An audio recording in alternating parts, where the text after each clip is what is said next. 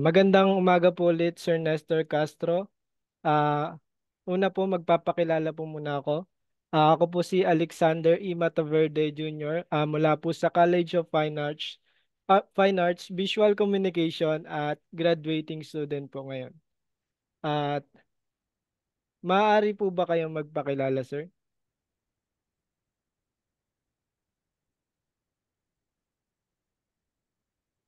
Sige, tuloy. Ah, Ayun po, bali po, ako po si Alexander E. Mataverde Jr. Mula sa College of Fine Arts at kasalukuyang nagsasagawa ng thesis at graduating student po. Maaari po ba Okay. kayong magpakilala, sir? Ako si Professor Nestor Castro, isang cultural anthropologist, nagtuturo sa Department of Anthropology ng UP Diliman. Maraming salamat po, sir. Ipapaliwanag ko po lang po muna yung pag-aaral. Ang panayam na ito ay layunin na magkaroon na makakuha ng impormasyon mula sa isang anthropologist o cultural anthropologist tungkol sa pananaliksik na ito. Ang pananaliksik ay tungkol sa unting-unting pagkawala ng kwentong bayan, alamat, mito o sabi-sabi ng lawan ng tadlak dahil sa paglalaho ng tradisyong pasalita o oral tradition na daluyan nito. Layunin ng mananaliksik na makagawa ng animasyon bilang preserbasyon para sa naglalahong kwentong bayan ng lawa ng Tadlak para sa mga elementaryang mag-aaral baitang 3 hanggang 6 sa Paralan ng Tadlak, Los Baños, Laguna. Para po sa unang katanungan, bilang isang cultural anthropologist, base na rin sa inyong mga field research, ano po ang napapansin ninyo sa sitwasyon ng tradisyong pasalita sa Pilipinas? Naisasagawa pa po ba ito o sa tingin niyo po ay naglalaho na?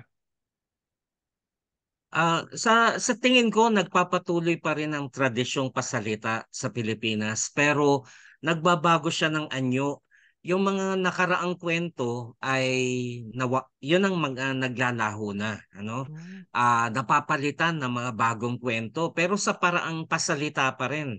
Tinatawag na natin ngayong mga marites, ano? Kasi generally ang mga Pinoy hindi palabasa, kaya umaasa talaga sa mga sabi-sabi, Apo. kwento-kwento. ah Nagkakaroon ng transformasyon ang mga dating kwento. Pero yung core, maaring na andun pa, core ng mga tema. Halimbawa, magbigay ako ng halimbawa, dati may kwento tungkol sa mga ginto na naiwan sa Pilipinas ni Limahong. Napalitan niya ng mga ginto na naiwan ni Yamashita. Napalitan niya ng ginto ng Talyano na ng mga Marcoses. So, andun pa rin yung tema pero nagbabago-bago na yung kwento. Minsan hindi na recognizable kung saan to nagmula, bagong salaysay ba ito o isang lumang salaysay na binigyan ng bagong surface na kwento. Ah, so bali po para sa inyo, ang tradisyong pasalita is nananatili pa rin pero ang nagbabago is yung kwento. Siguro po yung Oo, dahil na rin po sa pasalita ito kaya siguro ito nagbabago dahil depende sa nakikinig at saka depende sa nagkikwento, no? tama Ganun. yon. Ang problema kasi sa paraang pasalita, hindi na i-standardize. Hindi tulad kung nakasulat, Apo. kahit magpasalin-salin, halimbawa basahin bilang bedtime story, halimbawa ng mga bata, Apo. parang medyo standard yung version. Pero kung pasalita, nadadagdagan nung nagkukwento, nababawasan batay sa naalaala nung nakatanggap ng kwento, nadadagdagan dahil sa iba-iba yung sources na napakinggan. So, Apo. ganun yung nangyayari. Sa sunod naman po na tanong, ano naman po ang napapansin nyo tungkol naman po sa sitwasyon ng kwentong bayan sa Pilipinas? Mhm. Siguro, okay, pinag-usapan natin ang tradisyong pasalita sa mas malawak. Mga Apo. kwentong bayan, diyan siguro mas maraming nawawala, ano? Kasi pag sinabing kwentong bayan, ibig sabihin shared na siya ng mas malawak na lipunan, hindi lang kwentong pampamilya, hindi Opo. lang kwento ng magbabarkada, kundi tinatanggap na natin na kwento ng mas malaking lipunan. Pwedeng lipunang Katagalugan yan o kaya lipunang Pilipino, ano? So depende na sa konteksto. So dati meron tayong mga kwentong bayan na mas laganap sa wider area, ano? Halimbawa, kwento ni Mariang Makiling, halimbawa, bilang diwata, ano pa ba, kwento ni Bernardo Carpio. So may mga ganyan tayong kwento, pero so dati popular siya sa mas malawak na bayan, ano? O kulumpod ng mga komunidad. Pero sa ngayon ay kumakaunti na ang nakakaalam do sa mga dating kwentong 'yon. At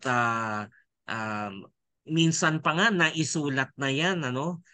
Pero nawawala na rin ng interes ang kabataan tungkol sa mga Mm. kwentong 'yan kasi sinasabi ng mga kabataan, ay mga alamat lang 'yan, walang katotohanan 'yan. Ano, bakit ko ba tatandaan ang kwentong 'yan at bakit ko pa isasalin sa iba?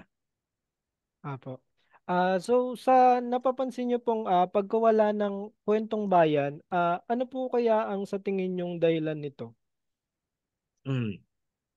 Um, Actually, marami ako nakikitang mga variables at mga factors.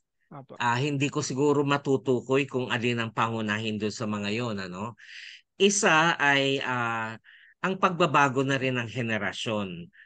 Alam natin ang nakababatang henerasyon, so ito ay ang lalong-lalo na mga miyembro ng Generation Z, meron Opo. ng mga ibang interes. Ah, at para sa kanila, ang mga kwentong bayan, mga kwento ni Lolo, ay wala akong pakialam diyan kasi mas interesado ako sa mga kwento ng aking henerasyon. Opo. So yun yung isa, ano, wala na silang interes. Siguro dugtong-dugtong. Saan ba nanggagaling naman ang kanilang interes? Interes nila nanggagaling sa napapanood nila sa halimbawa sa social media, ano? Opo. Kaya napapanood nilang sa Netflix mga Korean novela. So dito na sila nahuhumaling kesa pa sa mga kwento ng nakaraan, ano? Opo. Ah, Ano pa ba ang pangatlo, yung nauna ko nang nabanggit, yung usapin nga ng walang standard, therefore ah paano lalawak ang kwento kung iba ang kwento sa isang bayan versus sa kabilang bayan, ano? So walang sense na tayo lahat ay Pilipino, tapos meron tayong common na mga kwento. Opo. Na-erode yun kasi napakalaki ng variability ng version ng kwento. Ah, Pang-apat, hindi ko sinasabing mutually exclusive tong mga factors na to, no, kasi Opo. tahi-tahi siya. Tingin ko mas ang henerasyon din ngayon ay mas interesado sa mga kwentong biswal kesa Hmm. sa ah, Sa pasalita. nakasulat at pasalita. So Opo. pati yung nakasulat, Ah. questionable na rin, ano? Mas yung gusto na nila yung napapanood. Opo. Ah, ah, Siyempre ang pasalita doon, yung napanood nagsasalita rin naman, ano? Bale kasama Ah, na po 'no? Oo, oo. So mas ang images nila yung ano visual. So pag nausap tayo ng Mariang Makiling, ano ba itsura ni Mariang Makiling, ano? Ah kung ikukumpara natin siguro, ah baka yung mga napanood pa nilang mga alamat sa mga pelikula ay mas matatandaan nila, no? Kung nanood sila ng Hmm. MMFF, mas natatandaan nila si Pedro Penduko kesa pa sa mga kwento ni Dr. Jose Rizal ng mga ang Pagungatang Matching, mga ganyan. Kasi yung visual image tatatak sa kanilang Opo. utak at mas long lasting yung effect. Para po siyang teorya po ng parang dual coding, sir, no? Parang kapag pinagsama yung visual tsaka yung tinatawag nating oral is mas natatatak sa isip ng nanonood. Tama, Ah, tama yun. Hmm. bali po sa tingin nyo na ang paglalaho ng kwentong bayan ay laganap na dahil sa mga pagbabagong nabanggit nyo. At Mm, mm. sa tingin niyo po ba, nabanggit niyo na rin naman po na may kinalaman yung teknolohiya, pero sa tingin niyo po ba malaki po ba ang kinalaman ng makabagong teknolohiya sa paglalahaw nito ng kwentong bayan sa Pilipinas?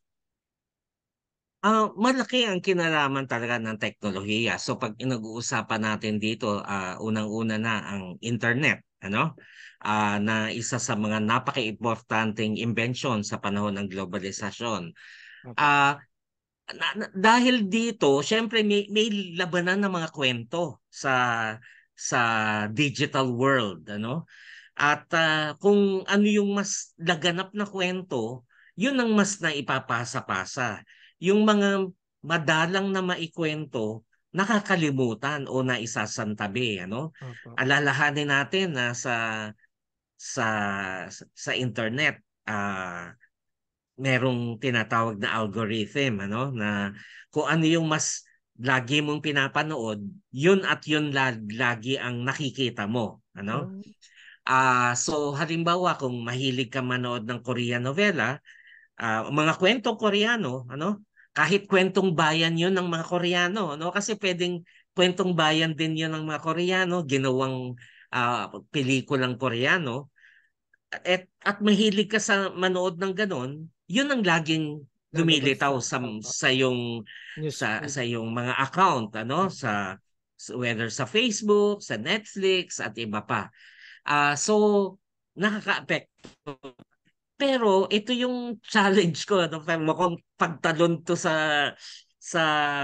susunod mo pang katanungan eh.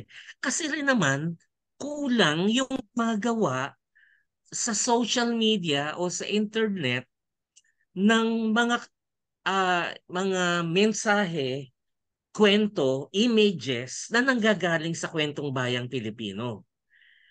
Kung yan mapopopularize, papasok at papasok din sa mapapanood ng Mm, ng mga kabataan at kaya niyang makipaglabanan sa daigdig ng iba't ibang nagtatagisang mga kwento. Unfortunately, kakaunti ang gumagawa nun. opo. So yun yung malaking challenge. So sa tingin niyo po malaki talaga yung tulong ng visual no po. Oo, malaki Ah, talaga. sa susunod, Halimbawa, banggitin ko lang yung kasi MMFF yung pinaka-recent, ano.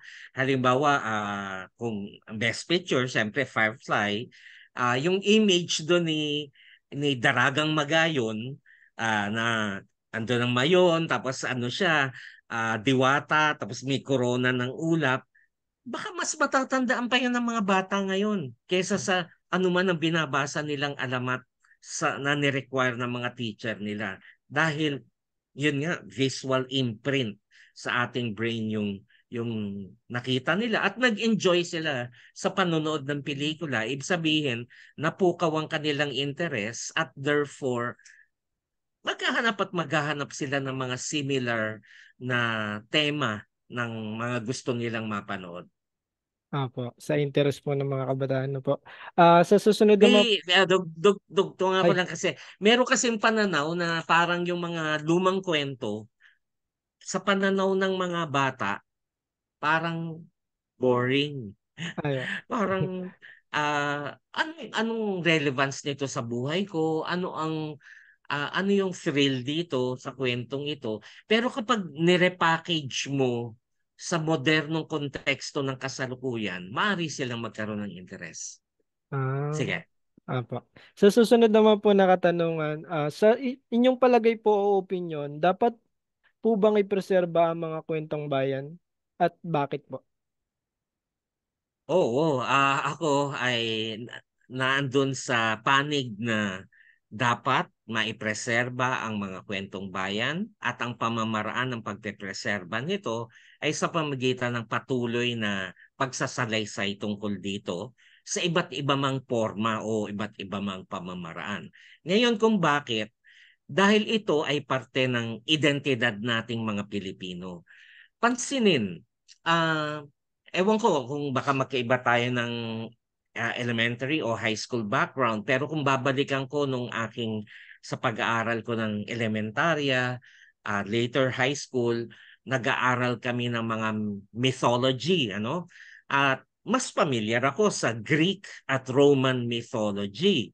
So Mm. alam ko sina Zeus, alam ko sina ah, ah, of course, Roman counterpart no, si Jupiter, Opo. sino-sino yung mga Greek and Roman gods, sa lalaki, babae, God of Fire ba siya, God of Water ba siya, pero hindi pinag-aaralan yung indigenous Filipino mythology. Bibihira yung nakakaalam kina Agni, kina Lalahon, etc.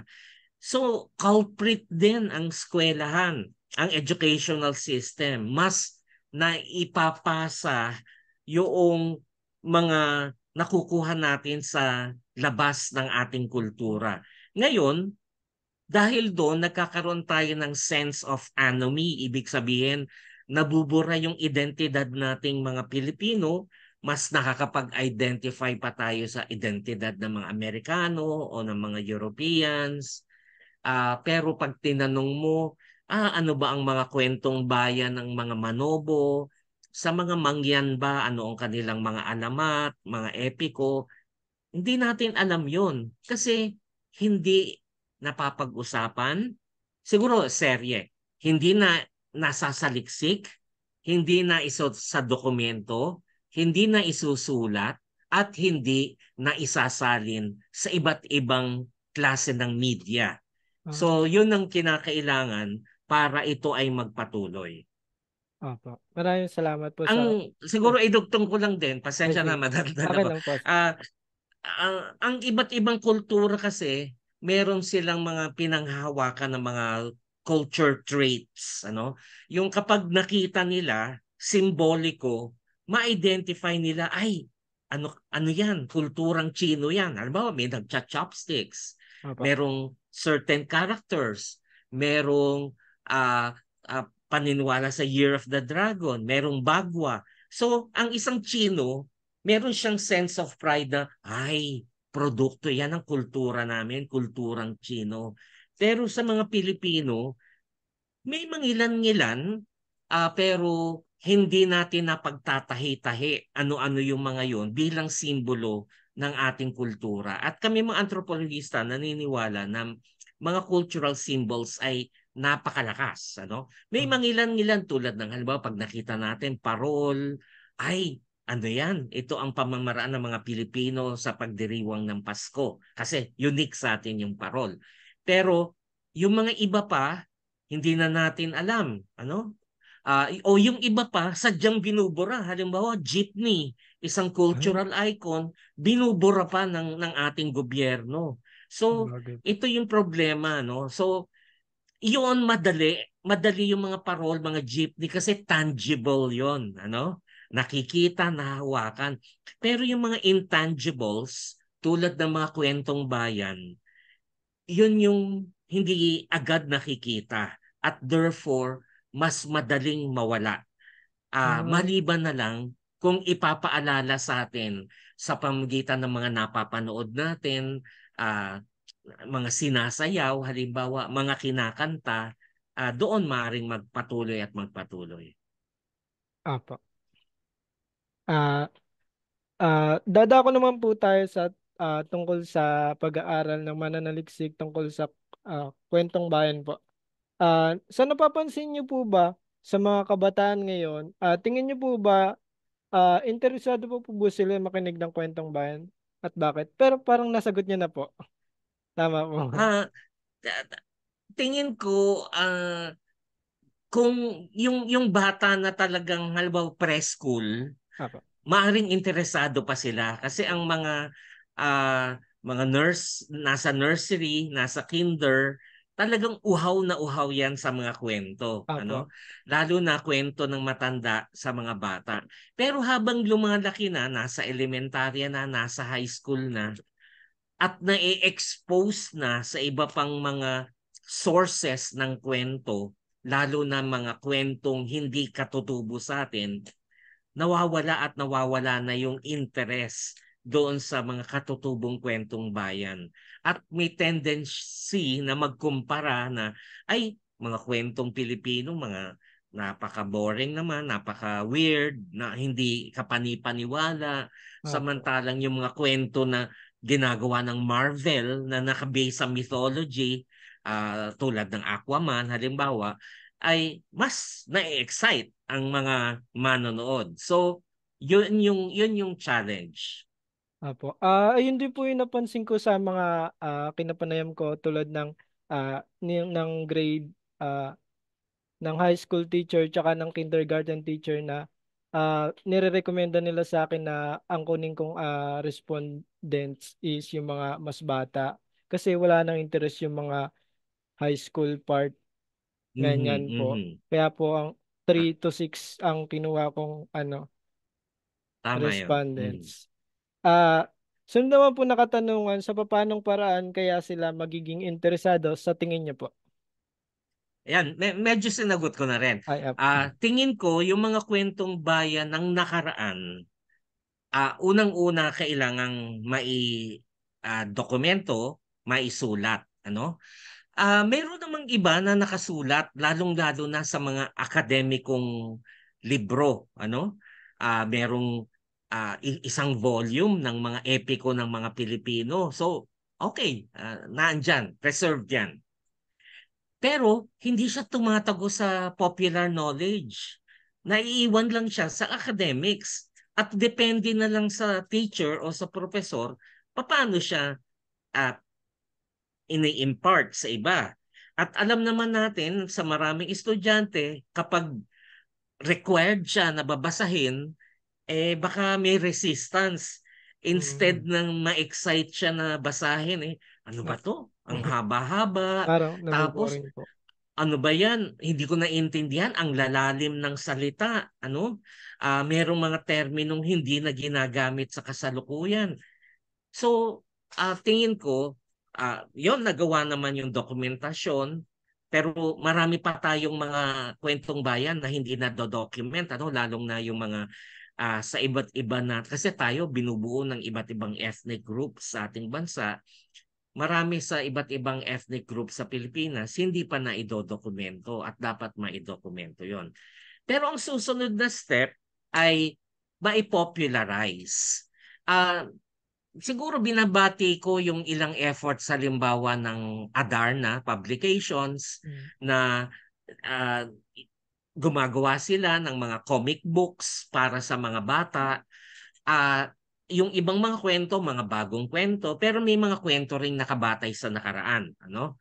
So paraan ito na tapos syempre dinodrawing yun kaya nagkakaroon Opo. ng imaheng visual. Ah, Tapos next ay siguro mailagay sa kasalukuyang konteksto. Dito napapasok yung ah, kinakailangan i-connect ang kwentong yun sa mga problema ng kasalukuyan. Kasi kung hindi makita ng mga bata na ano bang pakialam niyan sa buhay ko? Di ba ang mga kwentong ito may mga aral? Opo, sir. Pero ang akala nilang aral puro yung mga traditional, pagmamahal sa magulang, pagsasabi. Yung mga ganun lang, hindi, pero kinakailangan mong i-relate halimbawa sa ang problema ng bayan ngayon, sinasakop tayo ng China o kaya meron tayong mga politiko na gustong manilbihan ng habang buhay, hindi mapalitan. Pwede nating idugtong yun sa mga kwentong bayan. Ano? So, nagiging relevant siya sa kasalukuyan. Kasi, ah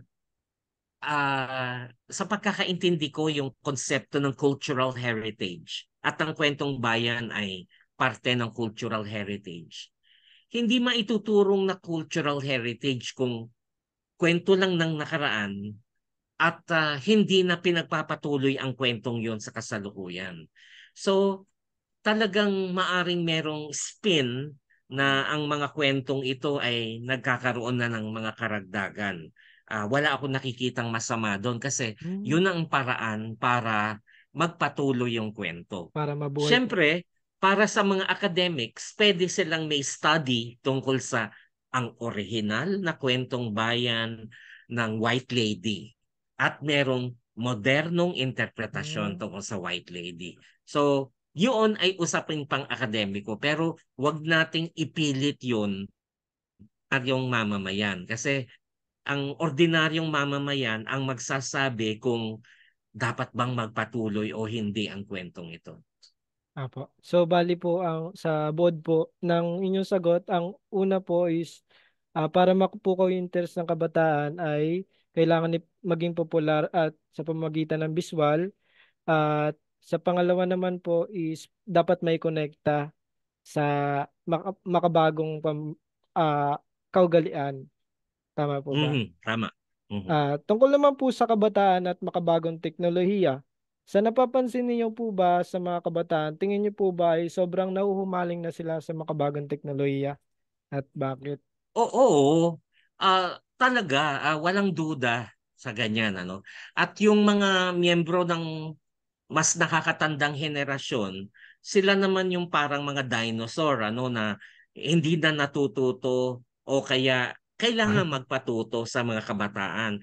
So Ah, kailangan nilang umangkop at ganun talaga ang ebolusyon ng buhay, ano. Talagang sa buong buhay ng sangkatauhan, nagsimula nung panahong Paleolitiko, nagkaroon ng agrikultura, nagkaroon ng industriya, at ngayon nasa panahon tayo ng ah,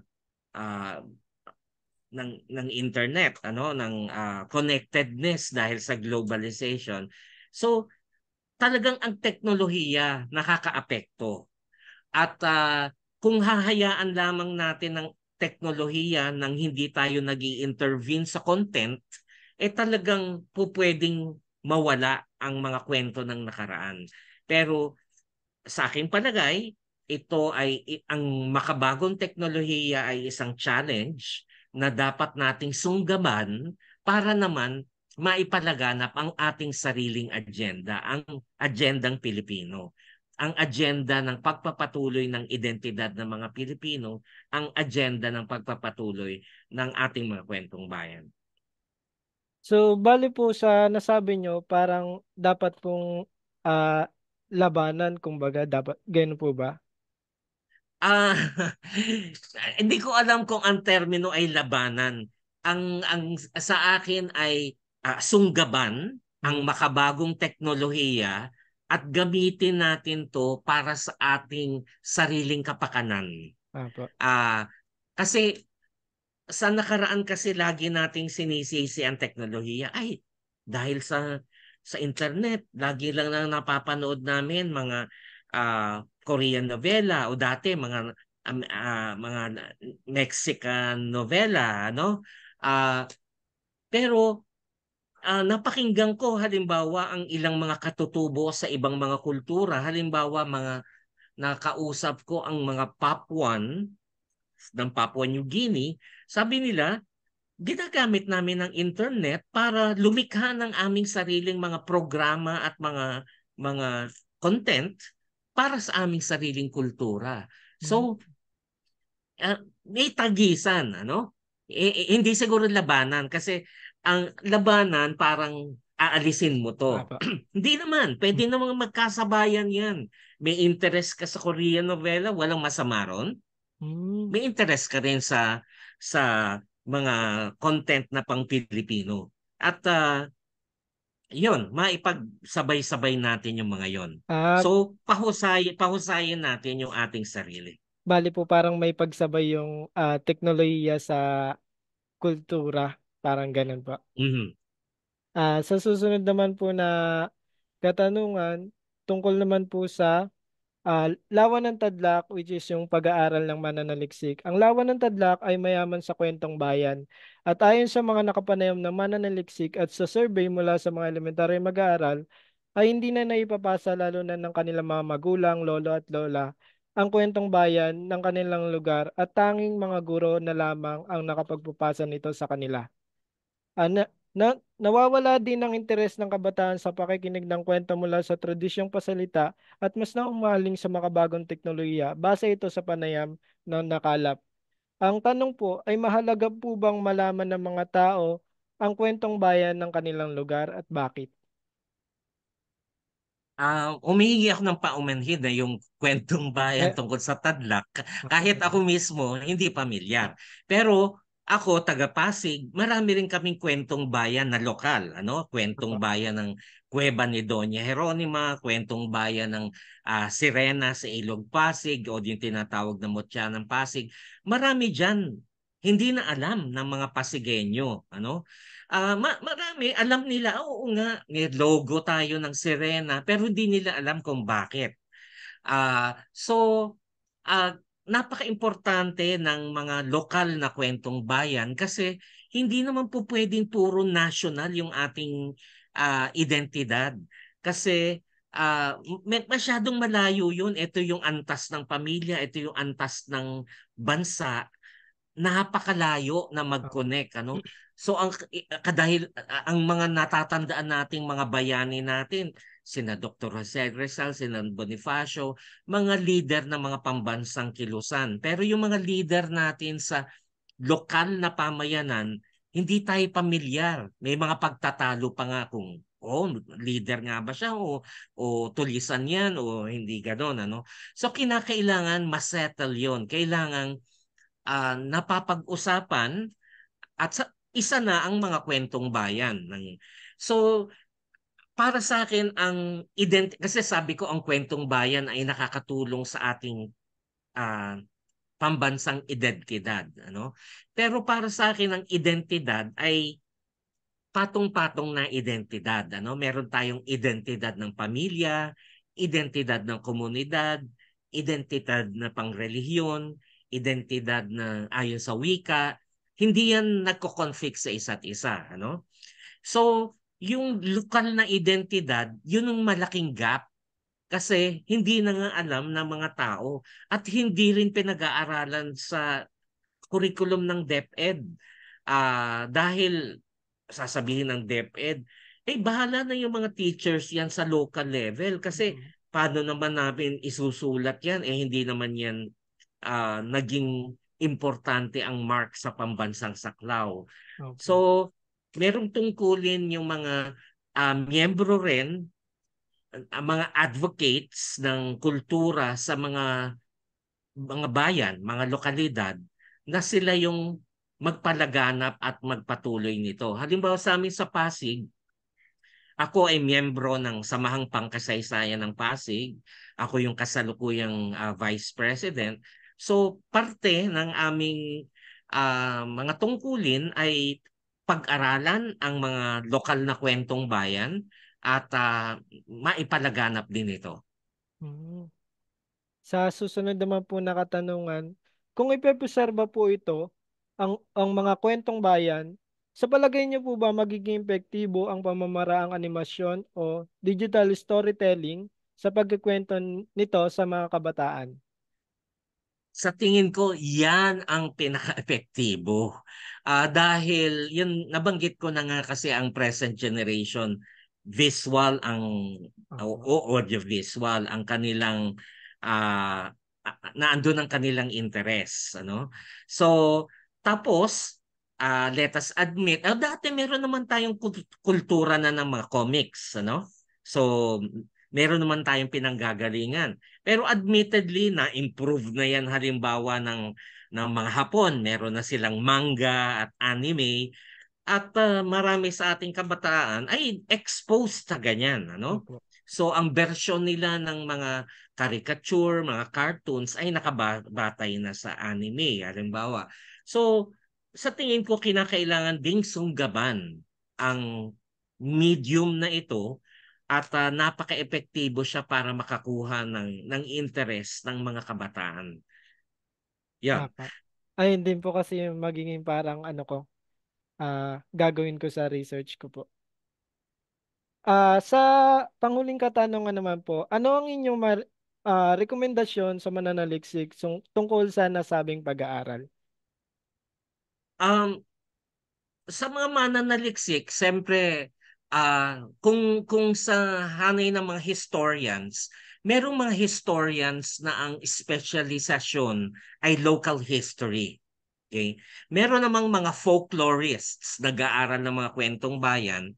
Meron namang iba na ang interest din ay local folklore, ano, sa mga kwentong bayan sa mga partikular na lokalidad. So parehong kinakailangan, hindi siya one or the other.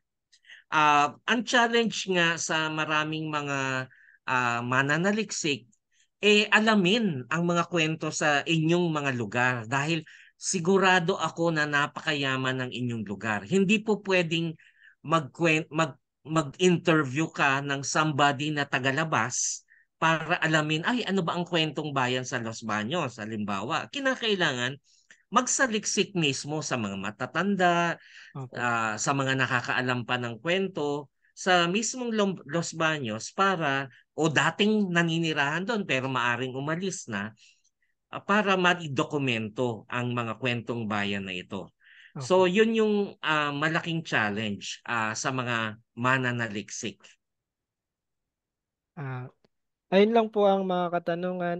Maraming maraming salamat po sa oras at sa impormasyon na binigay nyo, Sir Nestor Castro. Maraming maraming salamat po. Welcome. Okay. I-stop ko na po yung recording.